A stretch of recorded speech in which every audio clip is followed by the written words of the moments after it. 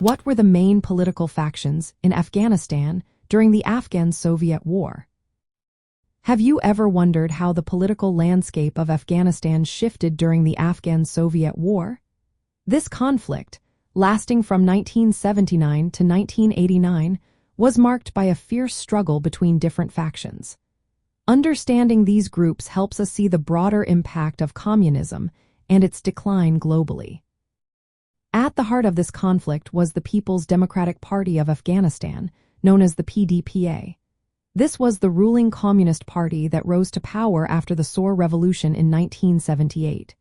The PDPA was based on Marxism-Leninism and had a structure that emphasized democratic centralism.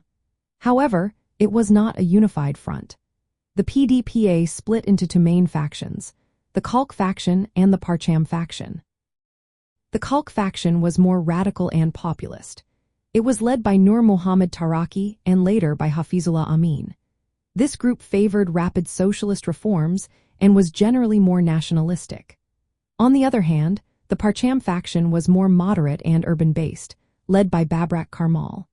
After the Soviet invasion in December 1979, Karmal was installed by the Soviets to stabilize the government. The rivalry between these two factions weakened the PDPA's effectiveness. As the Soviet Union intervened militarily to support the PDPA, they aimed to maintain a communist ally in the region.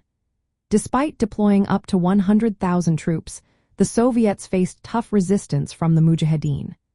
This coalition of various Islamist guerrilla groups opposed the communist government and Soviet forces. The Mujahideen were united mainly by their anti-communist and anti-Soviet stance.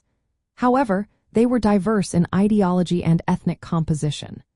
Key Mujahideen factions included Hezb-e-Islami Gulbuddin, led by Gulbuddin Hekmatyar, and Jamiat-e-Islami, led by Burhanuddin Rabbani. Hezb-e-Islami was a radical Islamist group supported by Pakistan and the United States. Jamiat-e-Islami had a more moderate Islamist orientation and received significant support from the Tajik ethnic group. The Mujahideen also included Ittihad-e-Islami and other smaller groups, representing various ethnic and religious communities. They were all united in their opposition to communism and foreign occupation. The war became a stalemate, with the Soviets controlling urban areas while the Mujahideen dominated the countryside. The internal conflicts within the PDPA and the Mujahideen's resilience, along with their external support, contributed to the eventual Soviet withdrawal. This marked a significant decline in communism's influence in Afghanistan and highlighted the challenges faced by communist regimes worldwide. In summary, the main political factions during the Afghan-Soviet War were the communist PDPA, split between the Khalq and Parcham factions, and the diverse Mujahideen resistance groups opposing the communist rule and Soviet occupation.